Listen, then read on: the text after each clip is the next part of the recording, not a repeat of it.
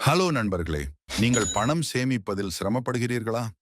நம்ப முடியாதது போல தோன்றினாலும், நான் கடந்த சில மாதங்களில் சில சிறிய மாற்றங்கள் செய்து, என் வாழ்க்கை முறையை பாதிக்காமல் நல்ல வருமானம் மற்றும் சேமிப்பு அடைந்திருக்கேன். ஆரம்பத்தில் நான் மிகவும் சுய சேமிப்பு இல்லாமல் செலவு செய்தேன். தினமும் 2 காபி, வார இறுதியில் எதிர்பாராத சில்லறை வாங்கல், வெளிப்புற உணவு, மாத முடிவில் கணக்கை பார்த்து, "ஏய், எல்லாம் போச்சா?" என்று அதிர்ச்சி அடைந்தேன். அதே நேரத்தில் நான் ஒரு சிறிய முயற்சி செய்ய நினைத்தேன். சம்பளம் வந்தவுடன் 10% தனிப்பட்ட கணக்கில் வைக்க ஆரம்பித்தேன். ஆரம்பத்தில் இது ஒரு சிறிய தொகையாக இருந்தாலும், மாத முடிவில் நான் பார்த்த சேமிப்பை நம்ப முடியாதது போல இருந்தது. அடுத்தபடி நான் மாதத்திற்கு ஒரு எளிய செலவு கட்டுப்பாட்டு திட்டம் அமைத்தேன். வருமானம், கட்டாய செலவுகள், விருப்ப செலவுகள் எல்லாம் பதிவு செய்தேன். இதனால் காஃபி வாங்குதல், எதிர்பாராத சில்லறை வாங்குதல் போன்றவை மிகவும் குறைந்தன. ஒரு வார இறுதி கதை சொல்லணும் என்றால், நான் ஒரு பிரம்மாண்டமான சட்டை வாங்க போனேன். ஆனால் செலவு கட்டுப்பாட்டை நினைத்து அதை தவிர்த்தேன். முடிவு என்னன்னா, அதே தொகையில் ஒரு சிறிய சாதனம் வாங்கினேன். எனது வாழ்க்கை முறைக்கும் பொருந்தியது, பணப்பை காப்பாற்றியும் இருந்தது.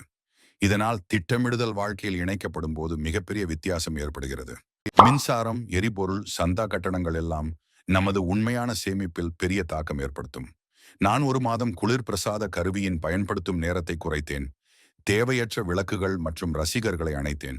அதன் மூலம் மின்சார கட்டணத்தில் ரூபாய் 800 சேமித்தேன். காரை பகிர்ந்து பயணம் செய்தால் எரிபொருள் செலவுகள் குறையும். அதேபோல் மொபைல் மற்றும் சந்தா கட்டணங்களை கவனமாக சரிபார்த்து தேவையற்றவற்றை நிறுத்தினால் மாதத்திற்கு கூடுதல் ரூபாய் 500 முதல் 1000 சேமிக்கலாம். சுய செய்தல் வாழ்க்கை முறையை பின்பற்றினாலும் சுவாரஸ்யமான சேமிப்புகள் கிடைக்கும். நான் பிறந்த நாள் பரிசை வீட்டிலேயே தயாரித்தேன். வணிகத்தில் வாங்குவதை ஒப்பிடும்போது ரூபாய் 1500 சேமித்தேன். மேலும் தனிப்பட்ட தொந்தரவும் கொடுக்கப்பட்டது. உணவு திட்டமிடல் பின்பற்றினால் மீதியாக உணவு வீணாகுவதை குறைக்கும். காய்கறி மற்றும் பொருட்கள் வாங்கும் திட்டமும் சீராக இருக்கும். பருவ காலத்திற்கேற்ற விலை, குறைந்த பொருட்களை வாங்கினால் பெரிய சேமிப்பு கிடைக்கும். நான் சிறிய முதலீடுகளிலும் தொடங்கினேன். மாத சேமிப்பு, திட்டப்பணியகம் போன்றவற்றில். ஆரம்பத்தில் மிகவும் சிறிய தொகை இருந்தாலும், நீண்டகால வளர்ச்சிக்காக இது மிக பயனுள்ளதாக இருந்தது. இதுவே எனக்கு உண்மையான ஊக்கம் கொடுத்தது. புத்திசாலி முறையில் சேமித்து, அறிவுடன் முதலீடு செய்து, வாழ்க்கை முறையை பாதிக்காமல் நிதி சுதந்திரத்தை அடைய முடியும். நண்பர்களே, இது என் வாழ்க்கை பயணத்திலிருந்து நீங்கள் பின்பற்றக்கூடிய புத்திசாலித்தனமான, அழுத்தமில்லாத பணம் சேமிக்கும் வழிகள். உங்கள் அனுபவத்தை கீழே கமெண்டில் பகிருங்கள்.